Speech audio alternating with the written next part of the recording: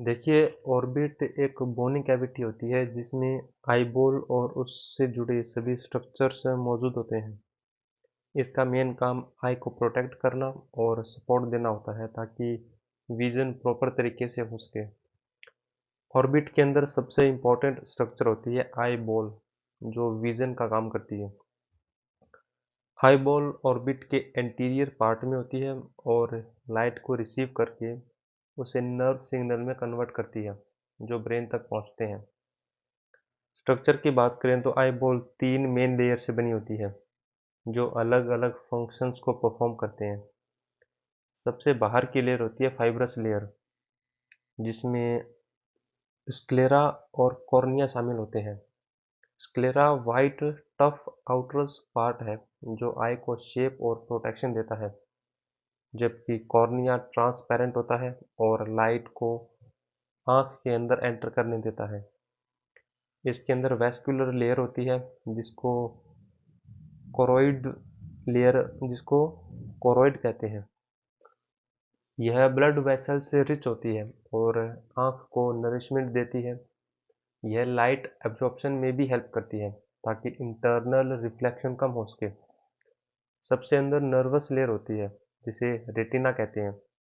ये सबसे important layer होती है क्योंकि इसमें photo receptor cells, rod sales और कोन सेल्स होते हैं जो लाइट को इलेक्ट्रिकल सिग्नल में कन्वर्ट करते हैं।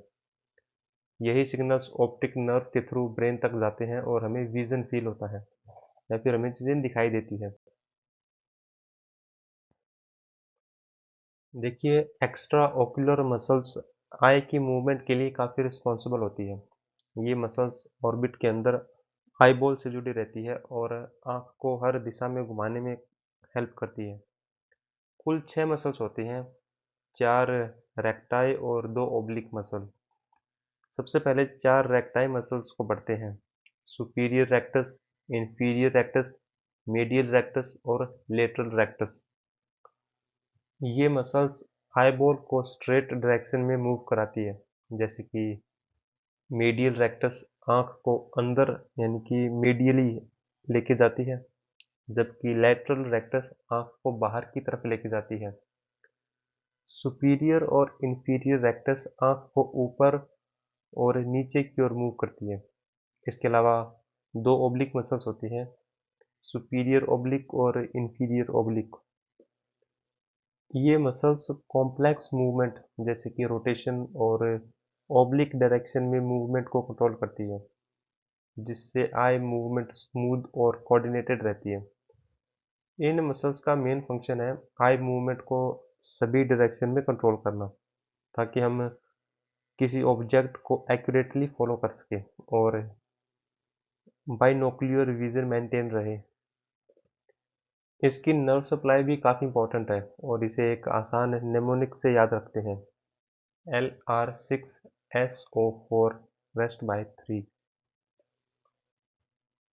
इसका मतलब है कि LR6 यानी कि लेटरल रेक्टस को 6 नंबर क्रेनियल नर्व से नर्व सप्लाई मिलती है, जिसको एडुसेंस नर्व बोलते हैं। SO4 यानी कि सुपीरियर ओब्लिक को 4 नंबर क्रेनियल नर्व से नर्व सप्लाई मिलती है, जिसको ट्रोक्लियर बोलते हैं। और जो बाकी की मसल्स हैं उनको 3rd नंबर क्रेनियल नर्व से नर्व सप्लाई मिलती है, जिनको ओक्यूलोमोटर नर्व्स बोलते हैं।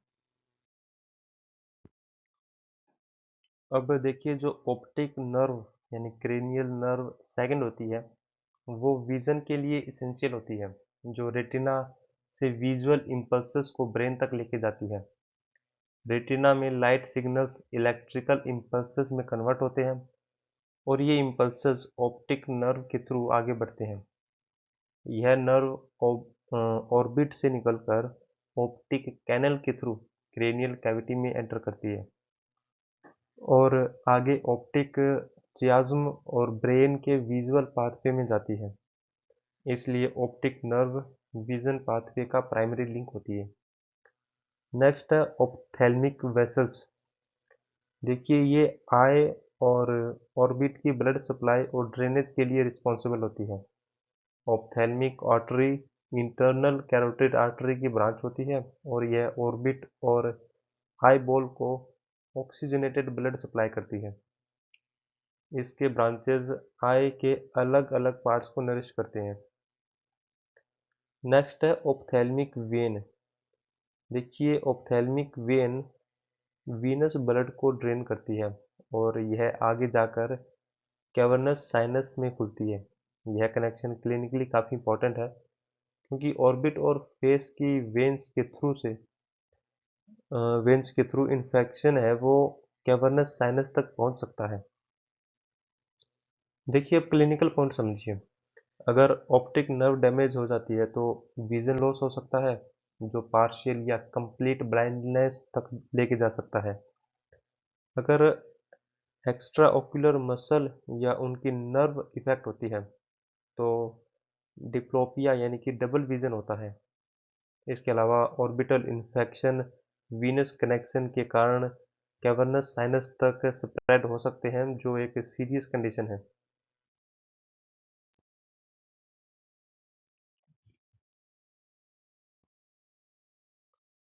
देखिए सिलरी गैंग्लियन ऑर्बिट में एक छोटा सा पैरासिम्पैथेटिक गैंग्लियन होता है जो आईबॉल के पीछे और ऑप्टिक नर्व के पास पाया जाता है। यह एक रिले स्टेशन की तरह काम करता है जहां पैरासिम्पैथेटिक फाइबर सिनेप्स करते हैं और फिर आंख तक लेके जाते हैं।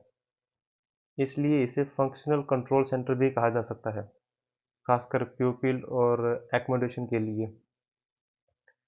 इसका मेन फंक्शन होता है पैरासिम्पैथेटिक रिले, यानी कि फाइबर्स को एक्यूलोमोटर नर्व से यह रिसीव करता है और फिर इन्हें आगे आई की मसल तक भेजता है। ये फाइबर्स दो इम्पोर्टेंट स्ट्रक्चर को सप्लाई करता है। स्पिंचर प्यूपिलाe जो प्यूपिल को कंस्ट्रिक्ट करती है और सिलरी मसल्स जो लेंस की शेप को बदलकर एक्कोमोडेशन यानी कि पास की चीज़ों को देखने में हेल्प करती है। अब प्यूपिलरी रिफ्लेक्स पाथवे को समझिए। इसका एफरेंट लिम्ब रेटिना से शुरू होता है जहाँ लाइट डिटेक्ट होती है और सिग्नल ऑप्टिक नर्व यानी कि क्रेनियल नर्व सेकंड के थ्रू ब्रेन तक जाती है। इसके बाद एफरेंट लिम्ब एक्टिवेट होकर उसमें सिग्नल ओक्यूलोमोटर नर्व के थ्रू सिलरी गैंग्लियन तक आता है और फिर आंख में जाकर प्यूपिल को कंस्ट्रिक्ट करता है। यह लाइट रिफ्लेक्स है